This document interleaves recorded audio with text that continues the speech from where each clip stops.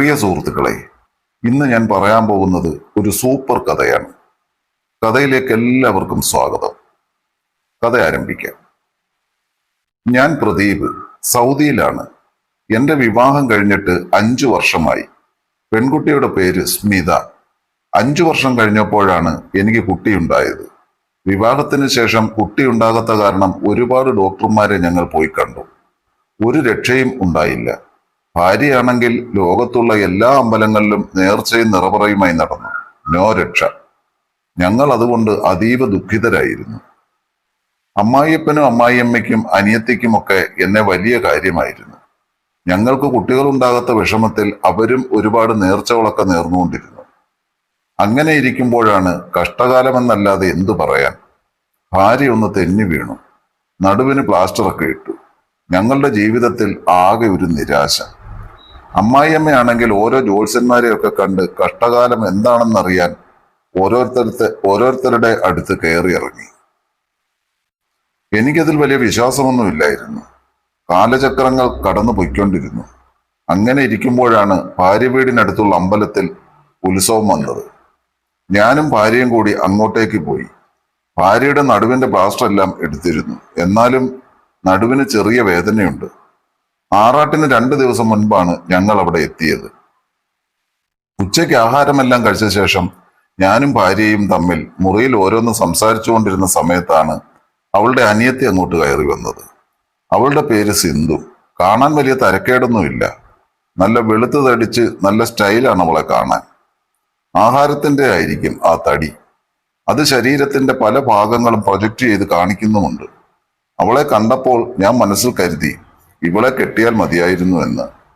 അവൾ എന്നോട് നല്ല സ്നേഹത്തിലൊക്കെയാണ് സംസാരിക്കുന്നത്. അവൾക്ക് ലൈൻ ഉണ്ടോ എന്നൊക്കെ ചോദിച്ച് ഞാനും ഭാര്യയും കൂടെ അവളെ കളിയാക്കാൻ തുടങ്ങി.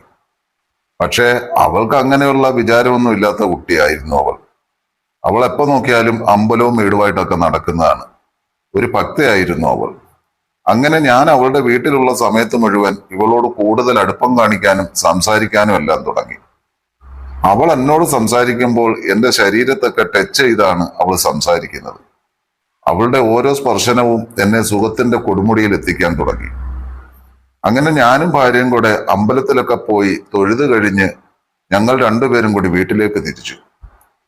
ഞാനും ഭാര്യയും കൂടെ അവളുടെ വീടിന്റെ പടിക്കലെത്തിയപ്പോൾ വീട്ടിലേക്ക് കയറുന്നേരം അവളുടെ അയൽവാസിയായ ലതച്ചേച്ചി പുറകിൽ നിന്നും വിളിച്ചു.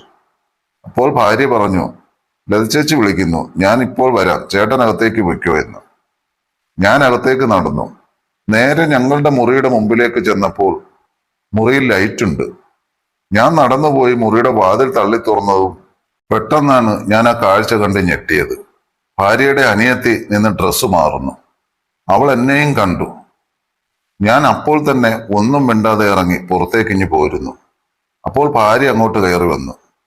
എന്താ ചേട്ടാ, റൂമിൽ പോയി ഇരിക്കാമായിരുന്നില്ലേ? ഞാൻ കാപ്പി അങ്ങോട്ട് എടുത്തോണ്ട് വരാമായിരുന്നല്ലോ. അവിടെ സിന്ധു നിന്ന് ഡ്രസ്സ് മാറുകയാ, അതാ. ആ, എന്നാ അവിടെ ഇരിക്കേ, ഞാൻ ചായ എടുത്തോണ്ട് വരാം. അതും പറഞ്ഞ് ഭാര്യ അടുക്കളയിലേക്ക് പോയി. ഞാൻ അവിടെ സോഫയിലിരുന്നു. കുറെ നേരം കഴിഞ്ഞപ്പോൾ അനിയത്തി സിന്ധു പുറത്തേക്ക് വന്നു. മോളെ, സോറി, ചേട്ടൻ വിചാരിച്ചില്ല നീ അതിന്റെ ഉള്ളിൽ ഉണ്ടായിരുന്ന കാര്യം. ഓ, അത് കുഴപ്പമില്ല ചേട്ടാ. ആകെ നാണം കെട്ടുപോയി. അതും പറഞ്ഞൊന്ന് പുഞ്ചിരിച്ച് അവൾ അടുക്കളയിലേക്ക് നടന്നു. ഞാൻ നേരെ റൂമിൽ പോയി കിടന്നു. അപ്പോഴും എന്റെ മനസ്സിൽ സിന്ധുവിന്റെ ആ രംഗമായിരുന്നു. ഭാര്യയ്ക്ക് കുറച്ച് ദിവസത്തേക്ക് റെസ്റ്റ് വേണമെന്ന് ഡോക്ടർ പറഞ്ഞിരുന്നു. അവൾ ഒരുപാട് ഒഴിഞ്ഞു മാറാൻ നോക്കി. പക്ഷേ ഞാൻ വിടുമോ? ഭാര്യയുടെ അനിയത്തിയാണെന്ന് സങ്കല്പിച്ച് ഞാനങ്ങ് ചെയ്തു. പിറ്റേന്ന് നേരം വെളുത്ത് ഞാൻ എഴുന്നേറ്റ് നോക്കുമ്പോൾ കട്ടിലിൽ ഭാര്യ കിടക്കുന്നുണ്ട്. അവളുടെ അമ്മ നടുവിന് തൈലം പുരട്ടി കൊടുക്കുന്നു. അത് കണ്ടാണ് ഞാൻ എഴുന്നേറ്റത്. അപ്പോൾ ഭാര്യ പറഞ്ഞു, ഡോക്ടർ പറഞ്ഞതല്ലേ ഇപ്പോൾ ഇത് വേണ്ട എന്ന്. എനിക്ക് വല്ലാത്ത വേദനയുണ്ട്. ഇനി തൊട്ട് ഞാൻ വടക്കേ റൂമിൽ കിടന്നോളാം, ഒറ്റയ്ക്ക്. ഓ, ഞാൻ വിചാരിച്ചില്ല ഇങ്ങനെയൊക്കെ ആവുമെന്ന് ഞാൻ പറഞ്ഞു. ഞാൻ ഇനി നിങ്ങളുടെ ഒപ്പം കിടക്കുന്നില്ലേ, ഞാൻ വേറെ റൂമിൽ കിടന്നോളാം, ഭാര്യ പറഞ്ഞു. അത് വേണ്ടടി, എന്നാ പിന്നെ നിന്നെ ഞാനങ്ങ് ഡൈവേഴ്സ് ചെയ്തേക്കാം, എന്താ പോരെ? ആ, അത് ശരിയാ, എന്നാ പിന്നെ അത് ചെയ്യേ. എന്നെ വേണ്ടെങ്കിൽ നിങ്ങൾ അങ്ങ് ഒഴിവാക്കി വിട്ടേക്ക്. ഉടനെ അതിന് ഞാനൊരു തീരുമാനം എടുക്കും കേട്ടോ, ഞാൻ ചിരിച്ചുകൊണ്ട് പറഞ്ഞു. ഞാൻ അതും പറഞ്ഞുകൊണ്ട് പുറത്തേക്ക് ഇറങ്ങിപ്പോകും നേരം ഭാര്യയുടെ അമ്മ പുറകെ വന്നു. മോനെ, നീ അവിടെ നിൽക്ക്, ഒരു കാര്യം പറയാനുണ്ട്. എന്താ അമ്മേ? എടാ, അവൾക്ക് നല്ല വേദനയുണ്ട്, അതാ അവൾ അങ്ങനെയൊക്കെ പറയുന്നത്. അവളുടെ നടുവേദന ഒന്ന് മാറും വരെ മോനൊന്ന് ക്ഷമിക്കടാ. അല്ലെങ്കിൽ ജീവിതകാലം മുഴുവൻ അവൾ ഇത് വെച്ച് നടക്കേണ്ടി വരും. അതുകൊണ്ടാ അമ്മ പറയുന്നത്. നിങ്ങൾ എന്റെ അവസ്ഥ ഒന്ന് ആലോചിച്ച് നോക്ക്. ഇവളുടെ കാര്യം ഇങ്ങനെ ആയപ്പോ ഇവളെ അങ്ങ് ഡൈവോഴ്സ് ചെയ്ത് വേറെ കെട്ടാൻ വീട്ടുകാർ പറയുന്നത്. എന്നിട്ട് ഞാനത് ചെയ്യുന്നില്ല. എനിക്ക് അവളെ അത്ര ഇഷ്ടമായതുകൊണ്ടാണ്. ഈ വഴക്കിനിടയ്ക്ക് അനിയത്തി സിന്ധു കയറി വന്നു. എന്താ ഇവിടെ ആകെ ഒരു ബഹളം? സിന്ധു ചോദിച്ചു. ഓ, അതൊന്നുമില്ല, നീ അതൊന്നും അറിയണ്ട. ഞാൻ തോർത്തും എടുത്ത് സോപ്പും എടുത്ത് കുളത്തിലേക്ക് നടന്നു. കുറച്ചു വഴി നടന്നപ്പോൾ പിന്നിൽ നിന്നും ഒരു വിളി. ചേട്ടാ നിക്ക്, ഞാനും ഉണ്ട്. ഞാൻ തിരിഞ്ഞു നിന്നു. നോക്കിയപ്പോൾ സിന്ധു ആയിരുന്നു. ഞാൻ അവിടെ നിന്നു. അവൾ പെട്ടെന്ന് നടന്നു വന്നു. ഞാനും അവളും കൂടെ കുളത്തിലേക്ക് നടന്നു. കാവ് വഴി വേണം കുളത്തിൽ പോകാൻ. ഞാനും അവളും അതിലൂടെ നടന്നു.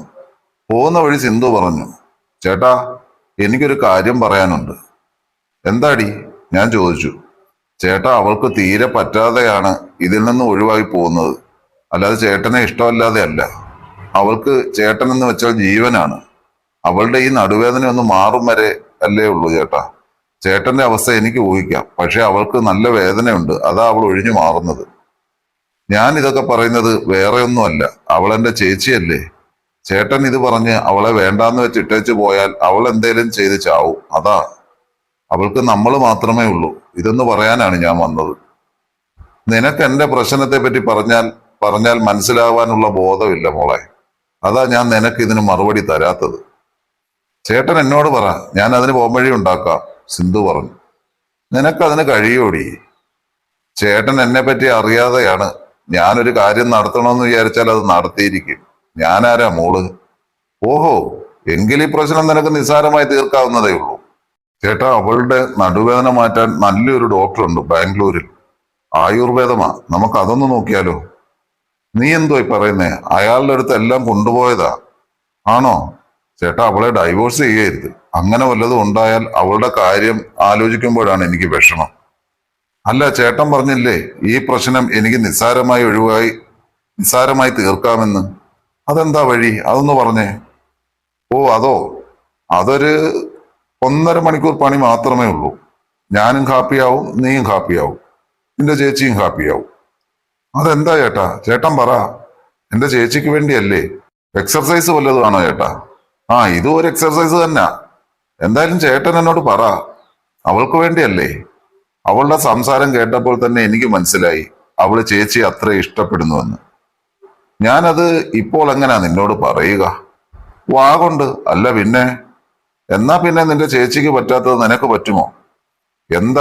എന്താ പറയട്ടാ. നിനക്ക് എന്റെ കൂടെ കിടക്കാൻ പറ്റുമോ? ഒരു ഭാര്യയുടെ പോലെ, നിന്റെ ചേച്ചിയുടെ ജീവിതത്തിന് വേണ്ടി. ഇത് നമ്മൾ രണ്ടുപേരും അല്ലാതെ ഒരാൾ പോലും അറിയില്ല. നിന്റെ ചേച്ചി എന്നും എന്റെ ഭാര്യയായി ഉണ്ടാവുകയും ചെയ്യും. നിനക്ക് പറ്റുമോ? നിന്റെ ചേച്ചിക്ക് വേണ്ടി എന്തും ചെയ്യാൻ നടക്കുന്ന ഒരാളല്ലേ നീ. പറ്റുമോ നിനക്ക്? അത് പറഞ്ഞു തീർന്നതും അവൾ കരഞ്ഞുകൊണ്ടൊരു ഓട്ടമായിരുന്നു. സിന്ധു നിക്ക്, എടി നിൽക്കാൻ. അവൾ കരഞ്ഞുകൊണ്ട് വീട്ടിലേക്ക് ഓടിപ്പോയി. എനിക്ക് ആകെ ഒരു ടെൻഷനായി. അവളെങ്ങാനും വീട്ടിൽ പോയി പറഞ്ഞാൽ എന്റെ കാര്യത്തിനൊരു തീരുമാനമാവും. ഞാൻ അവളുടെ പിന്നാലെ പോയില്ല. ഞാൻ നേരെ കുളത്തിലേക്ക് നടന്നു. ഞാൻ ആകെ ഐസ് പോലെയായി. പിന്നീട് വല്ലാത്ത പേടി എനിക്ക് ഉള്ളിൽ വന്നു. വരുന്നത് വരട്ടെ എന്ന് വിചാരിച്ച് ഞാൻ കുളിച്ച് മുണ്ടെല്ലാം എടുത്തുകൊടുത്ത് വീട്ടിലേക്ക് നടന്നു. വീട്ടിൽ വന്ന് കയറിയപ്പോൾ ഭാര്യ നിൽക്കുന്നു. ഞാൻ അങ്ങോട്ട് കയറി ചെന്നു. അവൾ എന്നെ കണ്ടപ്പോൾ അങ്ങോട്ട് വന്നു. അവിടെ നിന്നേ നിങ്ങള്, ഭാര്യ പറഞ്ഞു. ഞാൻ പേടിച്ചന്താളിച്ച് അവളെ ഒന്ന് നോക്കി. ഈ തലയൊന്ന് ശരിക്ക് തുവർത്തിക്കൂടെ മനുഷ്യ? വല്ല ജലദോഷവും വന്നാൽ കൊള്ളാം. അവൾ എന്റെ തല തുവർത്തി തന്നു. ഞാൻ അത് കഴിഞ്ഞ് മുറിയിൽ പോയി ഡ്രസ്സെല്ലാം മാറി ഫോൺ എടുത്ത് ഫോണിൽ നോക്കി അങ്ങനെ ഇരുന്നു. ഞാൻ മനസ്സിൽ പറഞ്ഞു, ഭാഗ്യം സിന്ധു പറഞ്ഞിട്ടില്ല. ഇപ്പോഴാ ഒന്ന് ശ്വാസം നേരെ വീണത്. കുറച്ചു നേരം കഴിയപ്പോൾ സിന്ധു ഇടയ്ക്ക് അതിലൂടെ പാസ് ചെയ്യുന്നു. ആരും ഇല്ലെന്ന് കണ്ടപ്പോൾ അവൾ എന്റെ മുറിയിലേക്ക് കയറി വന്നു. നാണമില്ലല്ലോ ചേട്ടൻ എന്നോട് ഇങ്ങനെയൊക്കെ പറയാൻ. ആരേലും ഇത് അറിഞ്ഞാലുള്ള കാര്യം ഒന്ന് ആലോചിച്ച് നോക്കിയേ. ആരും അറിയില്ല. നീയായി ആരോടും പറയാതിരുന്നാ മതി മോളെ. ഒരാഴ്ച കൂടെ കഴിഞ്ഞ് ഞാൻ ഒന്നുകൂടെ നിന്റെ ചേച്ചിയെ കൂടെ കിടത്താൻ നോക്കും. അപ്പോഴും അവൾക്ക് പറ്റുന്നില്ല എങ്കിൽ അവളെ വിട്ട് ഞാൻ എന്റെ വഴിക്ക് പോകും. അത്രേ ഉള്ളൂ. അവളൊരു പാവമാ ചേട്ടാ, അതൊന്ന് മനസ്സിലാക്ക് ചേട്ടൻ.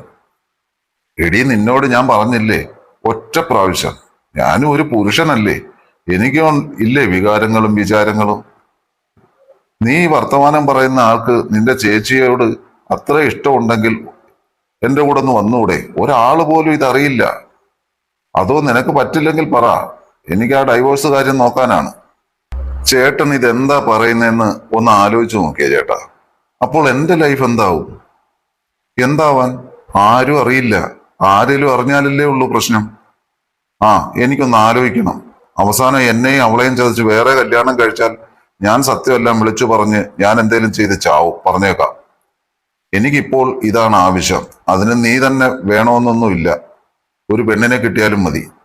എന്റെ ഭാഗത്ത് നിന്ന് നീ ഒന്ന് ആലോചിച്ച് നോക്ക്, അപ്പോൾ നിനക്കത് മനസ്സിലാവും. ആ, എനിക്കൊന്ന് ആലോചിക്കണം. അത് പറഞ്ഞിട്ട് അവള് മുറിവിട്ട് പോയി. ഞാൻ മനസ്സിൽ അപ്പോൾ തന്നെ ഒരുപാട് സ്വപ്നങ്ങൾ കണ്ടു തുടങ്ങി. അവൾക്ക് തലയ്ക്ക് തീരെ വിവരമില്ലാത്ത ആളാണെന്ന് എനിക്ക് മനസ്സിലായി. അങ്ങനെ ഒരു ദിവസം രാത്രി ഞാനും ഭാര്യയും റൂമിൽ കിടക്കുകയാണ്. ഭാര്യ ഉറങ്ങി. ഞാൻ ഫോണിൽ വീഡിയോ കണ്ട് കിടക്കുകയായിരുന്നു. അപ്പോൾ എനിക്കൊരു മെസ്സേജ് വന്നു, ഒരു വാട്സപ്പ് മെസ്സേജ്. ചേട്ടാ, ഇത് ഞാനാ. ആരാ? ഞാനാ, സിന്ധു. ആലോചിച്ചു കഴിഞ്ഞോ? കഴിഞ്ഞു. പക്ഷേ എനിക്കൊരു പേടി, ആരെങ്കിലും അറിഞ്ഞാൽ, ചേച്ചിയുടെ ജീവിതം രക്ഷിക്കാൻ വേണ്ടി ആയാലും ആരേലും അറിഞ്ഞാൽ നാണക്കേടല്ലേ ചേട്ടാ. ഈ മോളെ, നീ പേടിക്കണ്ട, ചേട്ടനല്ലേ പറയുന്നത്. ഇത് മൂന്നാമതൊരാൾ അറിയില്ല, നമ്മൾ രണ്ടുപേരും അല്ലാതെ. നീ ഒരു കാര്യം ചെയ്, മുകളിലത്തെ മുറിയിലേക്ക് വാ. അയ്യോ, അത് വേണ്ട, ആരെങ്കിലും എഴുന്നേറ്റ് വന്നാൽ ആകെ പ്രശ്നമാകും. എന്റെ ജീവിതമാ തകരുന്നത്. പിന്നെ എന്താണ് ചെയ്യുന്നത്? ആരെങ്കിലും വന്ന് കാണുമോ? ഈ പാതിരാത്രി സമയത്ത് ആര് വരാനാണടി? എനിക്ക് ആകെ ഒരു പേടി. ഞാനില്ലേ, പിന്നെ എന്താ?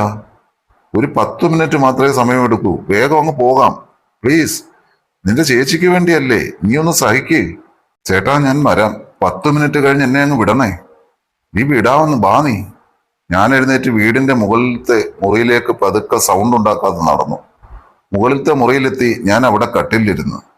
കുറച്ചു നേരം കഴിഞ്ഞപ്പോൾ മൊബൈൽ ടോർച്ച് അടിച്ചുകൊണ്ട് ആരോ കടന്നു വന്നു. ഞാൻ നോക്കിയപ്പോൾ അവളാണ്. അവള് നേരെ മുറിയിലേക്ക് കയറി വന്നു. ഞാൻ റൂമിലെ LED ബൾബ് ഓൺ ചെയ്തു.